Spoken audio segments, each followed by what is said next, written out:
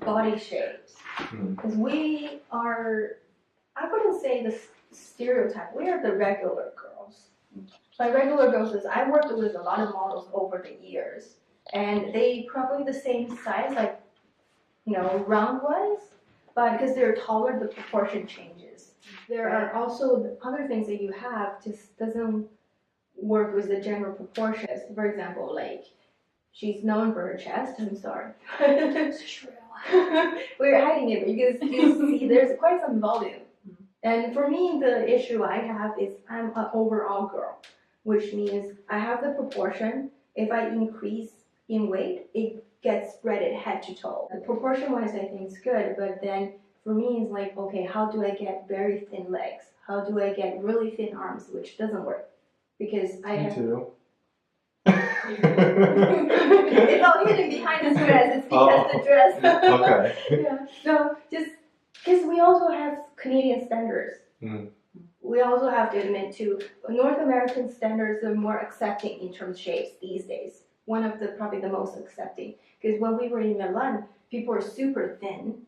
I think also because the ingredients they eat, the kind of diet they have. And I think the portion is a lot smaller. No, like I found in Milan, the portions are It is lot smaller smaller than Toronto. Oh, Yeah. The serving is This smaller. are huge here. And then in China, like you see on the social media, or even like the Asian girls, if you go to Young and Finch, they are like sticks, like chopsticks, kind of thin. So when they take pictures, of course it's photogenic because there's no meat. I'm not saying it in a bad way. I mean, because me and Jenny, we brought up as Asians, so somehow that part sticked with us. Yet we are getting comfortable with the Canadian standard as well. So it's a struggle sometimes because you look at your own race, your own culture, then that is what people are promoting.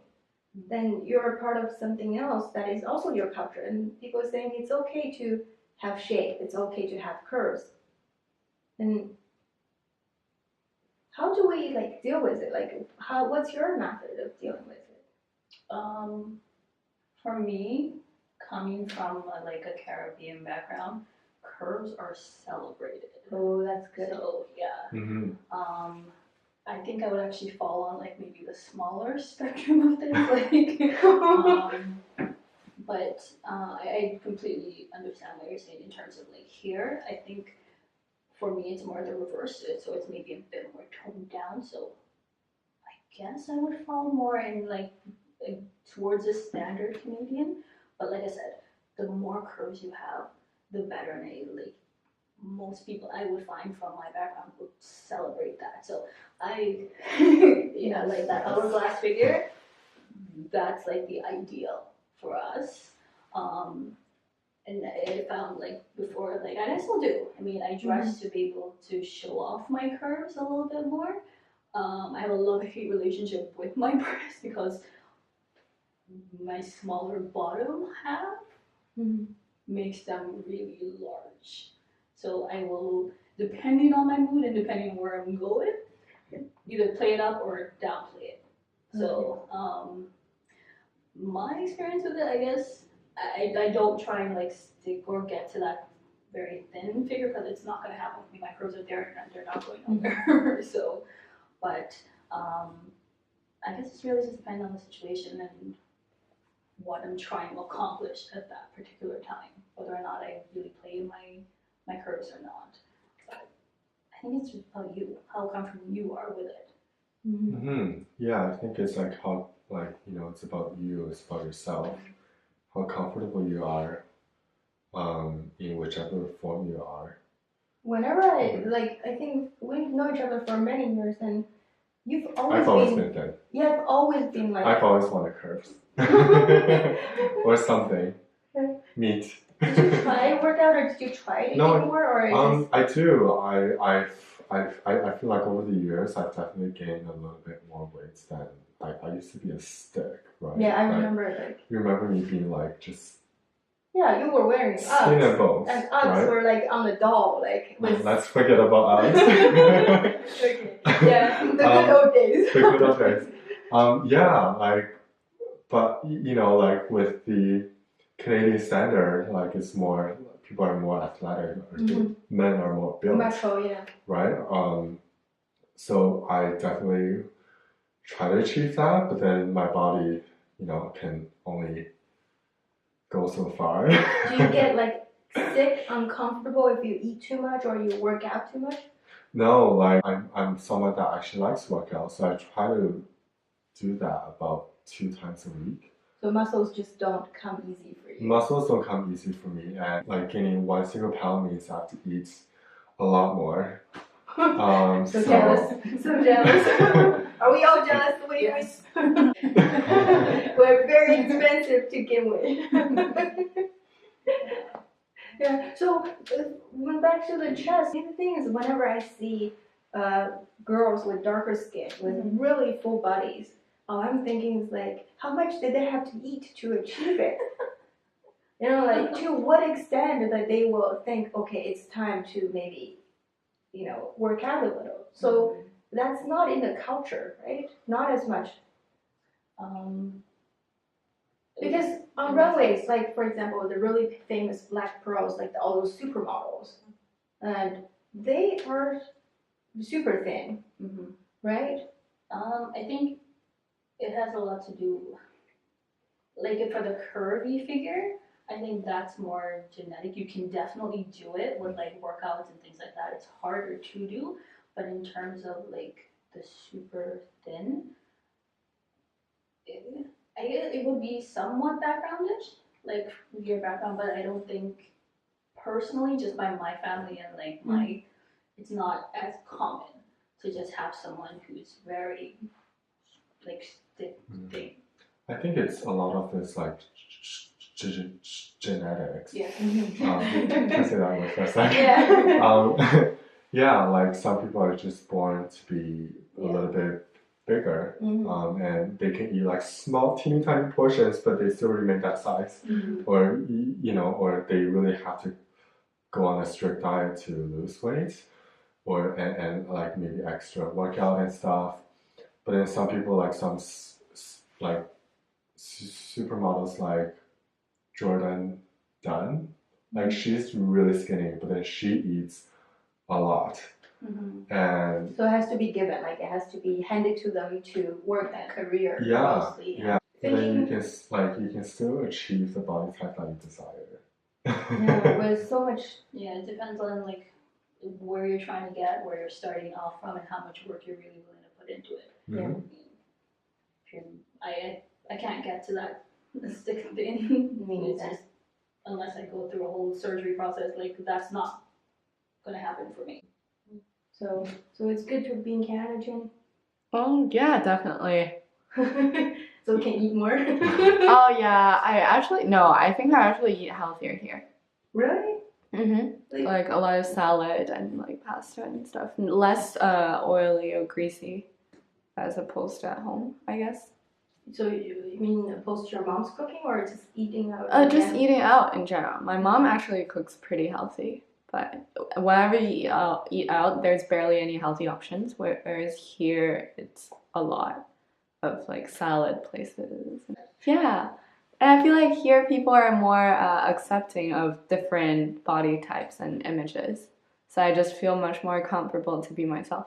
Like back at home, I never thought I was thin enough or nice. We would never be. Yeah, we're a team, so we should go back together so we have some mental support. Yeah, but I mean here I just don't care anymore. I don't look much more thinner than I was back home, but now I'm comfortable with it.